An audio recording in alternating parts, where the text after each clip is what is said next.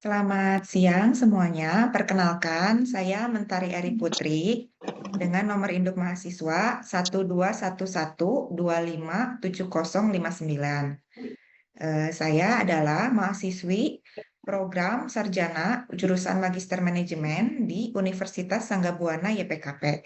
Untuk melengkapi tugas ujian akhir semester program sarjana S2 ini, saya akan mempresentasikan hasil dari soalnya.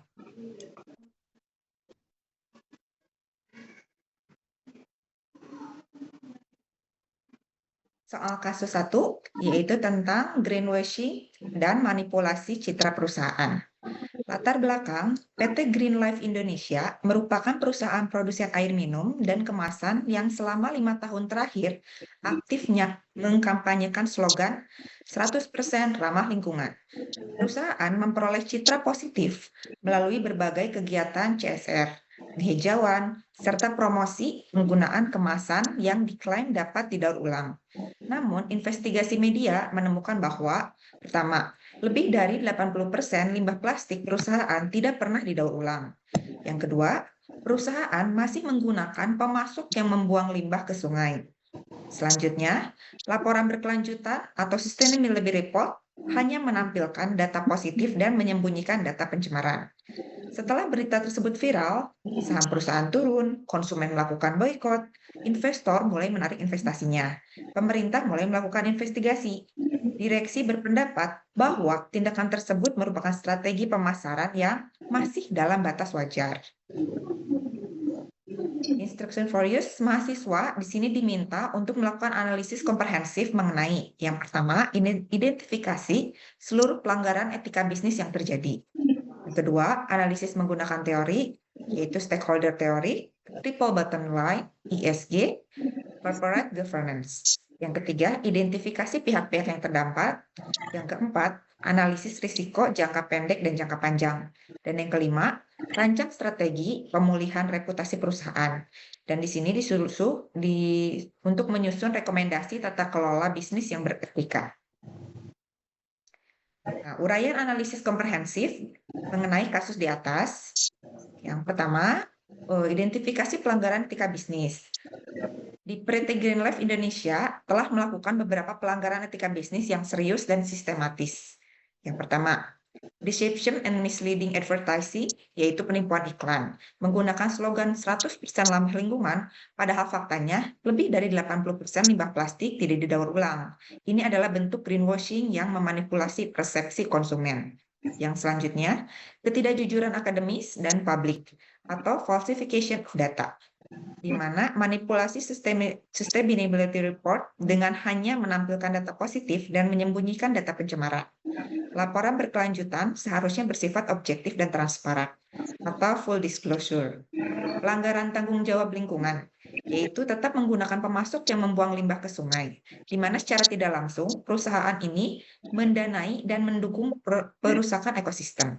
Dan yang terakhir yaitu pelanggaran komitmen Good Corporate Governance atau GCG, di mana penilaian direksi yang dianggap manipulasi ini sebagai strategi pemasaran yang masih dalam batas wajar, menunjukkan kegagalan moral kepemimpinan dan ketiadaan integritas dalam budaya organisasi.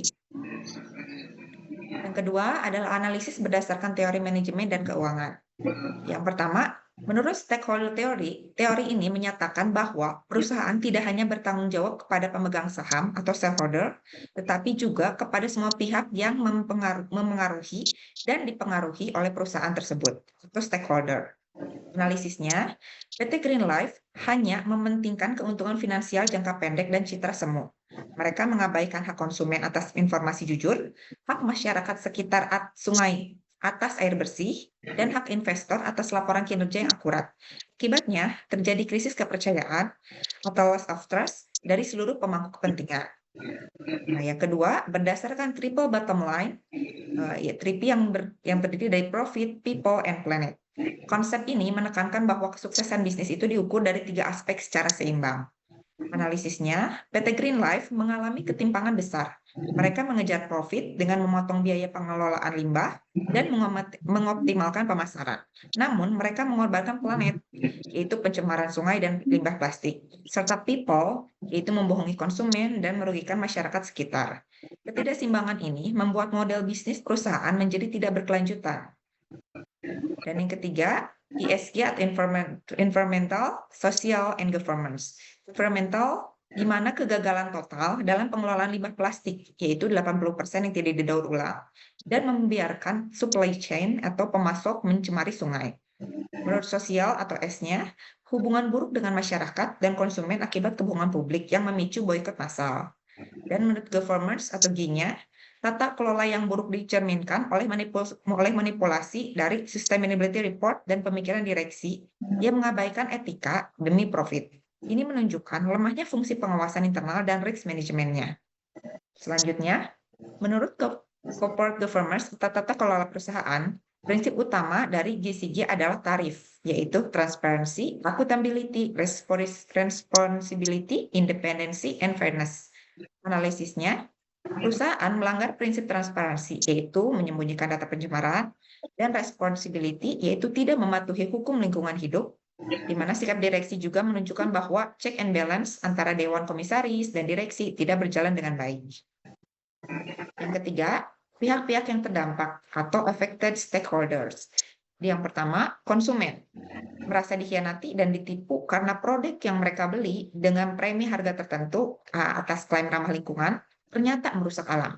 Hal ini memicu krisis kepercayaan dan gerakan boikot massal.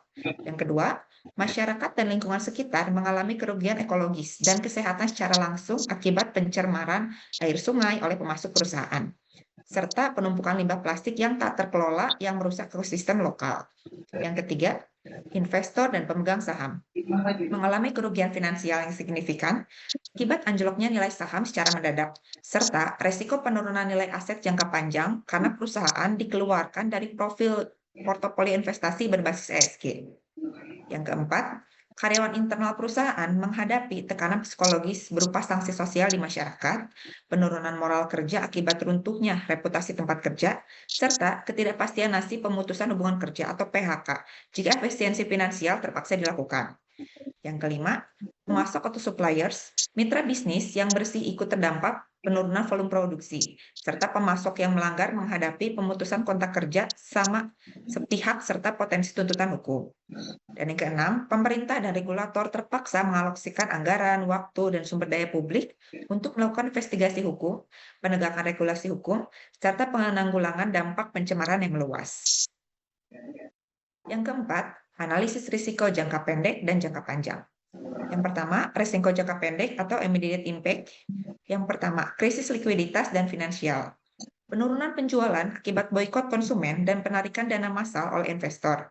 Yang kedua, sanksi hukum dan finansial. Denda dari pemerintah, pembekuan izin operasi sementara, atau tuntutan hukum pidana atau perdata terkait pencemaran dan kebohongan publik. Yang ketiga, gejolak manajemen. Karena dari pemegang saham untuk merombak jajaran direksi yang dianggap tidak kompeten dalam memitigasi risiko etika. Selanjutnya, risiko jangka panjang. Yang pertama, kerusakan reputasi permanen. Label sebagai perusahaan greenwasher akan melekat lemah, membuat produk baru sulit untuk diterima pasar. Yang kedua, penurunan nilai perusahaan, di mana saham sulit bangkit karena indeks ISG perusahaan jatuh ke level terendah, sehingga dijauhi oleh investor yang menerapkan responsible investment. Yang ketiga, krisis talenta. Perusahaan akan mengalami kesulitan merekrut tenaga kerja berkualitas, terutama generasi muda atau digital talent, yang cenderung memilih tempat kerja dengan reputasi etis yang baik. Yang kelima, strategi pemulihan reputasi perusahaan. Yang pertama, acknowledge and apologize, mengakui dan meminta maaf. Yang kedua, leadership clean up, yaitu perombakan manajemen.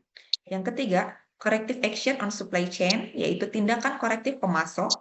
Yang keempat, independent environmental audit atau audit independen. Yang kelima, rebranding berbasis bukti, bukan cuma slogan. Yang keenam, rekomendasi tata kelola bisnis yang beretika, corporate governance. Yang ketujuh, penerapan sistem manajemen lingkungan tersertifikasi. Yang kedelapan, white-blowing system atau WBS yang independen. Yang sembilan, integrasi ESG dalam KPI eksekutif. Yang 10, adopsi standar GRI atau Global Reporting Initiative. Yang 11, pembentukan komite keberlanjutan atau Sustainability Committee.